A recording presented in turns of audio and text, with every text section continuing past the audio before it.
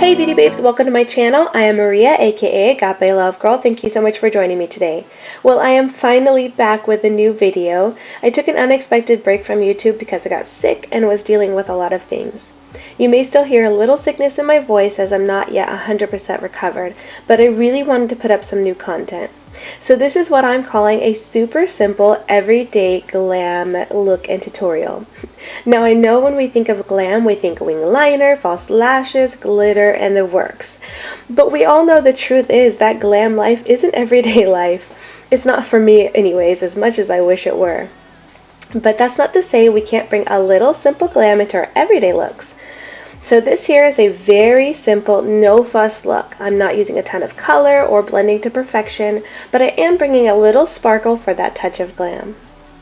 I'm also going to be using a few products from a brand called Beauty Junkees that I've been working with for a couple of years now and really love, but haven't shown really much on my channel. They carry some of my favorite beauty tools, and they also carry a wide variety of makeup, all of which is great quality and very affordable. If you're not familiar with this brand, you'll definitely be more familiar after this video. Anyways, with all that being said, let's go ahead and get into the tutorial. I'm going to start off with my face, and I'll be using this 6-piece duo fiber brush set from Beauty Junkees. The set includes this cute little clutch and is just under $30. I'll be using the large stippling brush first with my Wet n Wild Photofocus foundation. Applying a little bit to the back of my hand first, then using the brush to stipple the foundation on. I've really been loving to apply my foundation this way because of the end result I get with this brush. It gives me good coverage without being cakey at all. And because I've been struggling with a lot of breakouts lately, this way of application doesn't accentuate any texture at all, which is so nice.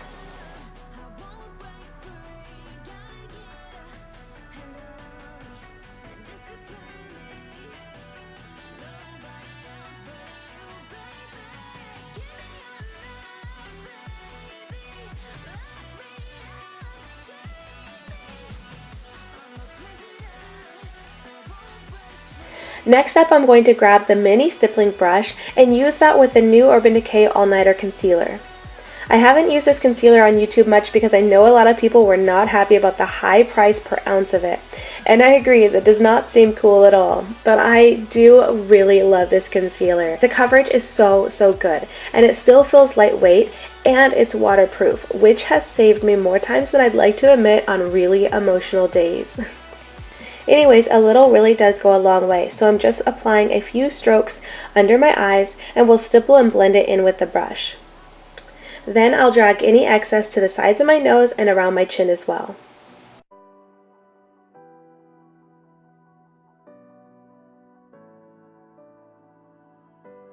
To set, I'm going to use the large powder brush and one of my favorite powders. This is the Cover FX Perfect Setting Powder. I'm just going to swirl my brush in the product, tap off the excess, then first stipple it onto my face, and then blend in circular motions over my entire face until everything is set. Normally, I go really heavy-handed with my powder. I think you guys know that if you're familiar with my videos and tutorials, but I'm trying not to accentuate my texture, so applying this way really gives the perfect coverage so my face is set but not too cakey or dry. Or not cakey at all, really, or too dry. Moving on to contour my face, I'm going into an old favorite, the Too Faced Cocoa Contour Palette. As you can see, I have really shown this palette some love, but I hadn't used it in a while and decided it was time to bust it out and finish it up. So I'm actually going to be using a mix of both contour shades from this palette, and we'll be applying it with the Sedona Lace 850 brush. This is my favorite brush to contour with. I have like 5 of them, that way I don't have to wash them all the time. And as you can see, I'm just going to kind of bronze and contour at the same time in the typical places, the cheeks, jawline, 5-head, the usual. And onto blush. I am grabbing another brush from the Beauty Junkees set. This is the blush brush, and I will also be using a blush from Beauty Junkees as well. This is the shade Russet Rose. Using a dual fiber brush for blush is really great, whether you want a more subtle flush of color or something more bold. You can achieve both using this brush to apply a very natural look or build up color. Next, to highlight, I'm using the Beauty Junkees Duo Fiber Fan Brush and a highlight in the shade Pow. Of course, applying this to all the typical places as well, cheekbones, temples, going a little crazy on the nose, I know, and then the Cupid's bow as well.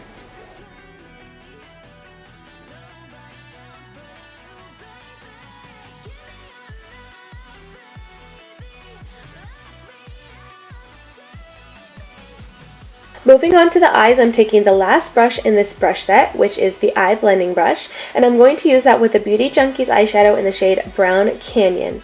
And what I'm doing is just starting to define my eyes here, applying that applying that to the outer corner first and sweeping it into the crease of my eyes, blending in both windshield wiper and circular motions.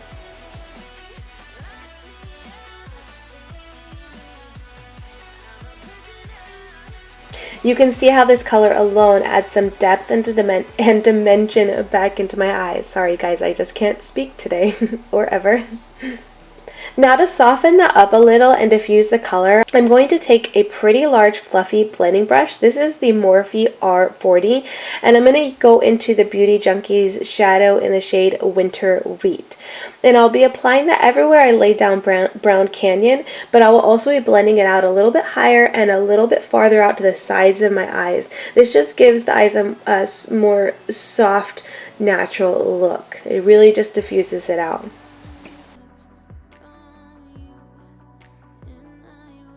And now for the touch of glam, I'm going to be using the Pure Cosmetics Quick Pro Glitter in the shade OMG. Now I love these little glitters. I did a whole video on them a little while back, and I find the applicator to be absolutely perfect in size and shape to apply very neatly to the lid. I mean, you could really create a super easy cut crease kind of look if you wanted.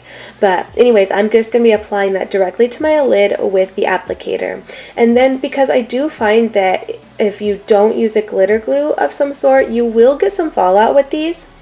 However, I did notice in playing around with them more that if you blend it out a little bit with a brush after you apply, you can pick up and blend away essentially some of the extra sparkles that would fall out later in the day. So that's kind of what I'm doing here.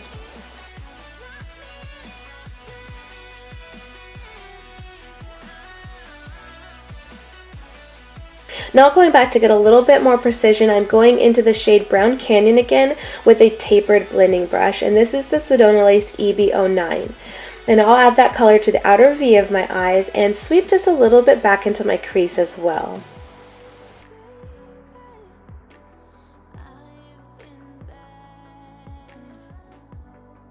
Next, I wanted to add a pop of color to this look, so I took the Beauty Junkees eyeshadow in the shade Ripe Olive to my lower lash line. And I'm just using a short, dense, smudgy brush and just applying that right on my lash line, not being too precise at all. And for highlight, I used the Beauty Junkees eyeshadow in the shade Sugared Shortbread. And I'm using a Beauty Junkees pencil brush to apply that to my brow bone and the inner corner of my eyes.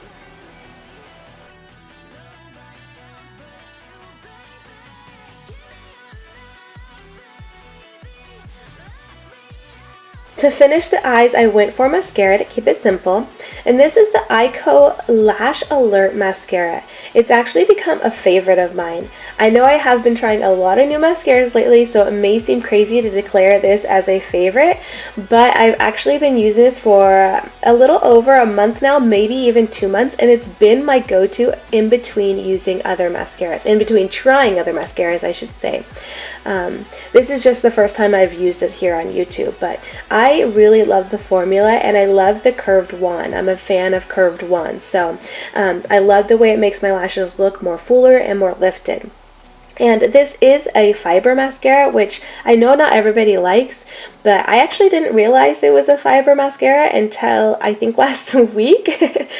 So the fibers aren't really noticeable or bothersome like other mascaras. So another interesting fact about this mascara is that it's infused with caffeine, and it claims to improve the long-term elasticity and resilience for naturally thicker lashes. So my lashes can be quite damaged from wearing false lashes as often as I do, but I will say that I have noticed some growth and thickness to my natural lashes recently, and I was actually noticing that before I read the claims on this mascara, so I thought that was really neat, and it kind of makes the $26 price tag a little bit more forgiving. Alright, time to wrap up this look and video with a lipstick.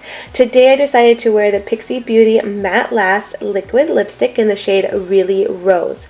Now, I really love these lipsticks from Pixi. They are made with rosehip oil, which makes the formula so comfortable and easy to wear. It does dry down matte, and I will say that it doesn't budge or smudge. However, it's not completely transfer proof. There will be a little bit of transfer if you kiss or sip on a straw or anything like that, but it's not much. But for me, I think that's a trade-off I am definitely willing to make because these are so moisturizing and just feel so good on the lips. And that is it for this look in this video. I really hope you enjoyed this, and I do apologize for being a bit MIA here. I am hoping to film some more content this week, but I know it'll probably be a little bit slow going as I'm still kind of healing up, and I've got a lot of work to catch up on since I was sick all last week. So please forgive me, and I just thank you so much for your patience. And I just thank you so much for watching this, and until next time, much love and hugs to you. Bye, beauty babes!